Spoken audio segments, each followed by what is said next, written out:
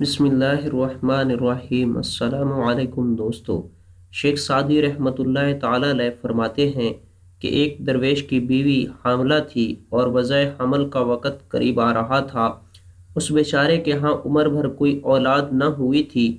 اس نے منت مانی، اگر خداوند تعالی مجھے بیٹا عطا کرے تو میں اپنے تن کے ان کپڑوں کے علاوہ باقی سب کچھ اس کی رحم مسکینوں اور محتاجوں کو دے دوں گا۔ اتفاق کی بات ہے کہ اس کے ہاں بیٹا ہوا۔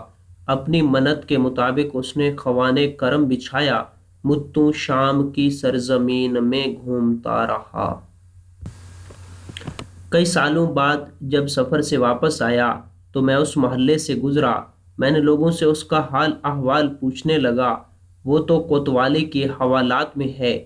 میں نے وجہ پوچھی تو بتایا گیا کہ اس کے بیٹے نے شراب پی کر نشہ میں دھت ہو کر خرمستی کی اور کسی کو موت کے گھاٹ اتار کر خود بھاگ نکلا۔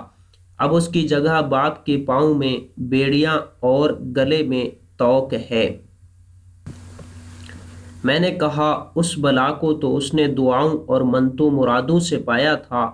ہم اولاد کی چاہت میں ہمیشہ یہ بھول جاتے ہیں کہ سب سے زیادہ اہم یہ ہے کہ ان کی تربیت پر غور کیا جائے اور اللہ سے ہمیشہ فرما بردار اور صالح اولاد کی دعا کی جائے۔